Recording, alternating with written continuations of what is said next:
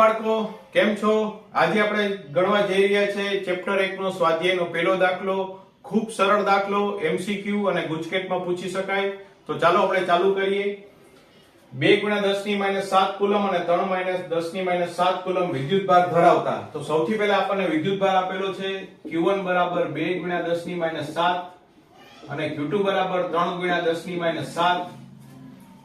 બંને એકબીજાથી 30 સેન્ટીમીટર અંતરે રહેલા છે. R બરાબર 30 સેન્ટીમીટર, 30 × 10⁻2 મીટર, તેથી 3 × 10⁻1 મીટર. બે વિદ્યુતભારિત ગોળા વચ્ચે કેટલું બળ લાગશે? તો કુલમના બળનું સૂત્ર આપણને ખ્યાલ જ છે.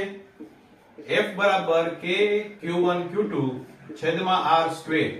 ચાલો કિંમત મૂકી દઈએ. 9 × 10⁹, 2 × 10⁻7, 3 × 10⁻7 છેદમાં અંતરનો વર્ગ 3 નો વર્ગ 9 અને -1 નો વર્ગ -2. અહીંયા 9 9 કટ થઈ જશે.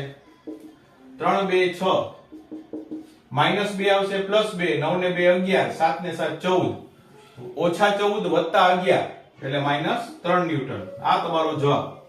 અહીંયા આપણે ખાસ ધ્યાન રાખવાનું છે કે બંને વિદ્યુતભાર ધન હોવાથી અહીં લખવાનું આ બળ અપાકર્ષી પ્રકારનું હશે.